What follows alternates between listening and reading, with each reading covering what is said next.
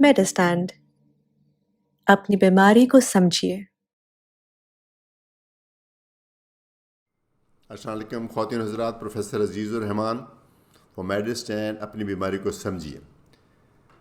मैंने पिछले कुछ वीडियोस में फ़ूड पॉइजनिंग के बारे में बात की थी। आज मैं बात करूंगा कि एक होती चीज़ डायसेंट्री या पेचिश, ये क्या बीमारी है। ये फूड पॉइजनिंग से डिफरेंट है।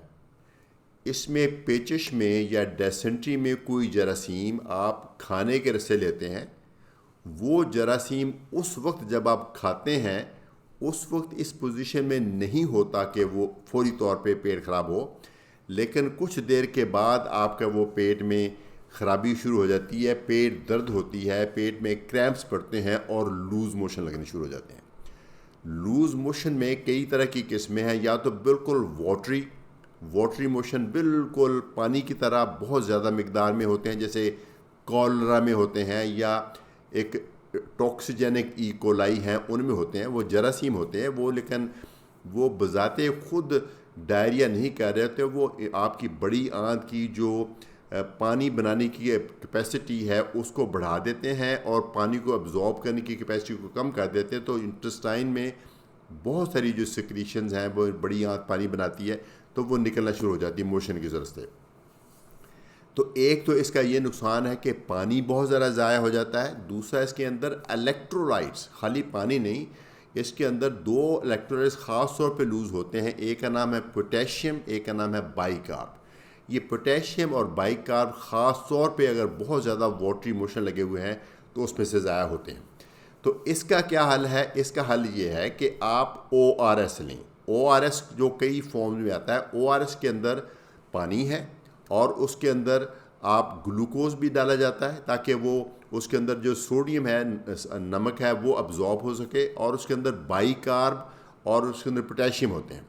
ये इलेक्ट्रोलाइट्स होते हैं, यानी उसमें ORS की कंपोजिशन इस तरह से बनाई गई है कि जिस बंदे में लूज़ मोशन लगे हुए हैं बहुत ज़्यादा वाटरी, उसमें जो जो लॉसेस होंगे, सोडियम लॉस होगा, वाटर लॉस होगा, क्लोराइड लॉस होगा, बाइकार्ब लॉस होगा, पोटेशियम लॉस होगा, ये तमाम चीज़ें उसके मोशन में लूज़ होती है। तो इनको रिप्लेस करने के लिए वो ORS बनाया जाता है। तो अप्रॉक्सीमेटली यानी वो करेक्ट कर देगा।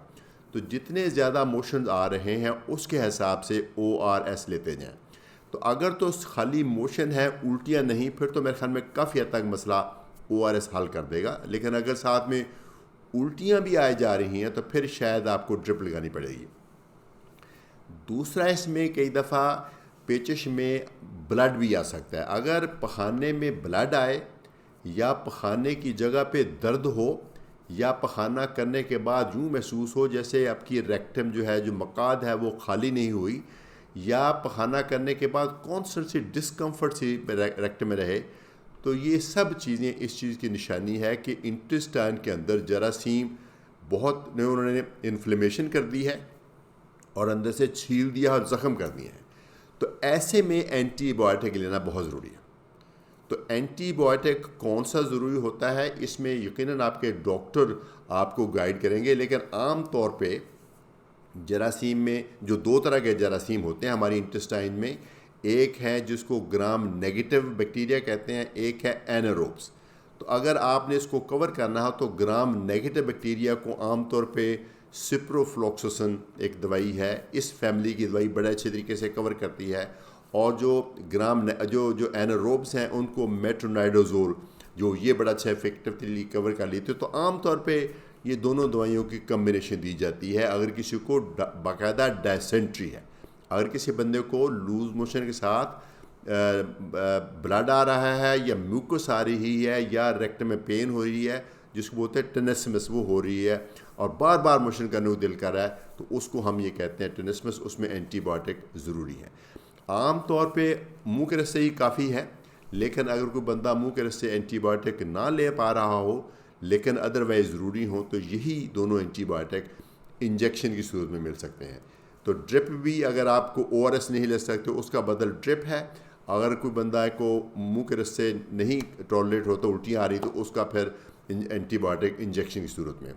तो शुरू में ये दोनों चीज़ें इंट्रावीनस ही जाती हैं, लेकिन 24 घंटे में बंदा रिकवर कर जाता है तो फिर बाकी का जो कोर्स एंटीबायोटिक का है वो मुंह के रस्से गोली करके कंप्लीट कर लेना चाहिए।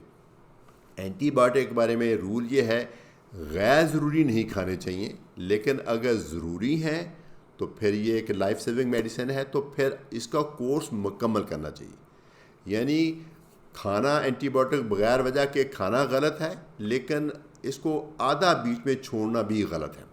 इसलिए अगर आपको प्रिस्क्राइब किया गया है, किसी मुस्लिम डॉक्टर ने आपको गैस्ट्रोएंटेराइटिस के लिए या इसके पेचिश के लिए, अगर आपको डिसेंट्री के लिए एंटीबायोटिक प्रिस्क्राइब किया है तो इसको कोर्स मुकम्मल करें ताकि ये जरासीम आपके इंटेस्टाइन में रह ना जाए।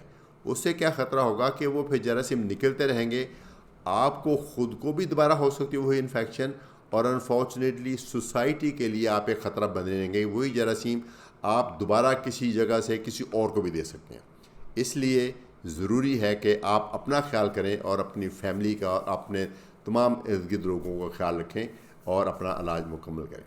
इजाज़त चाहूँगा। प्रोफेसर अजीज़ुर रहमान फ्रॉम मेडिस्टैंड। अपनी बीमारी को समझिए।